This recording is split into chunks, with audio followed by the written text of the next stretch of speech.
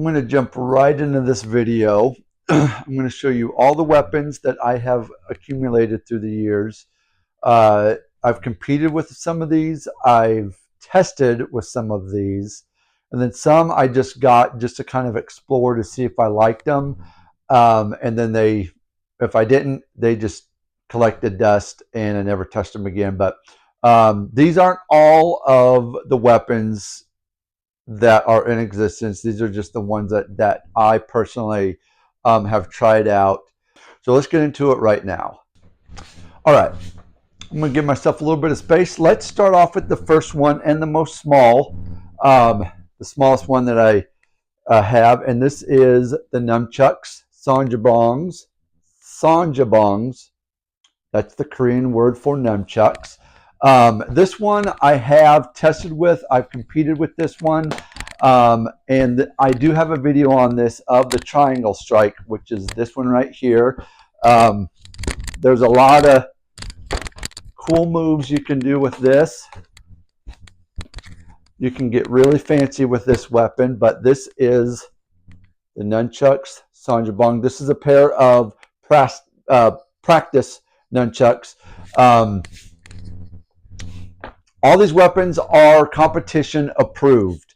None of these are real except the bow staffs, and I'll get into those here in a few. But let's go on to the next one. This is the bongbong-yi 2-foot stick, and I'm going to do one more video or a few more videos on this one.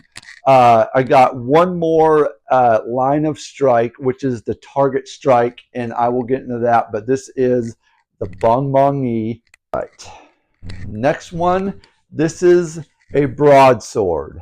I did learn the broadsword because this is one-handed. You don't switch hands, but where I found it difficult is the form is in right-handed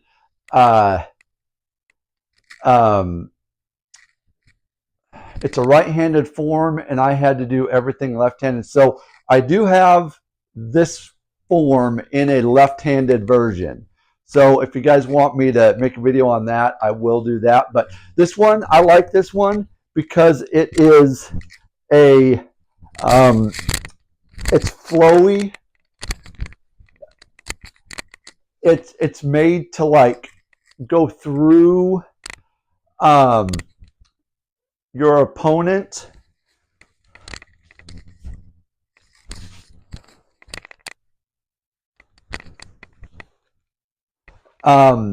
This is a heavier style broadsword. It's not the it doesn't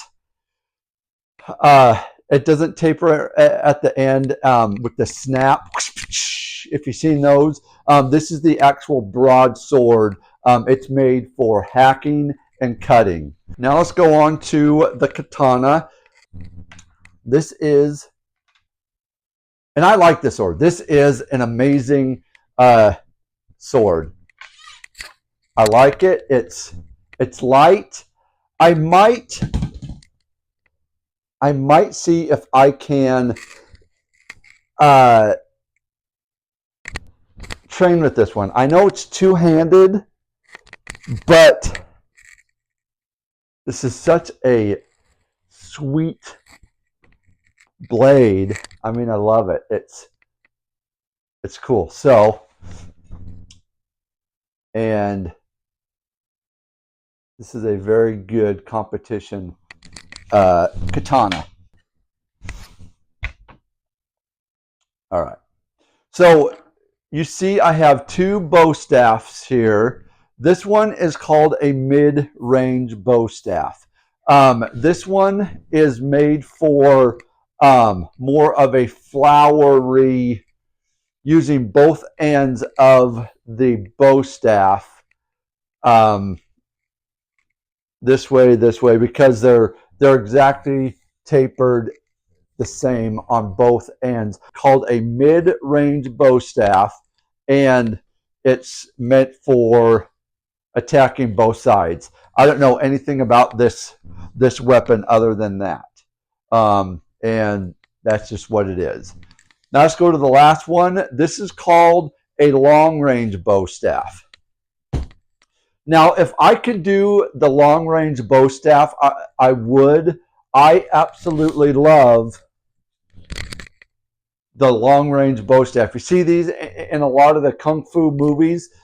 This is, you just attack with one end. You kind of hold it like a katana, baseball bat. If you're into baseball, you kind of keep it, you know, apart, and it's sweep the leg, strike, stab. This is one that I would have loved to learn. I just got it just to see if that's where my journey was going to take me, but it never did. But now I just have one just to have one, because I just, you know, if anything, it's a walking stick for me since I'm getting so old, right? So that is it, guys. If you like this video, like, subscribe, comment. Tell me which one that you like best and which one that you would pick for your number one weapon with competition or out in the real world self-defense style. All right. So that being said, train hard, train smart. See you in the next one.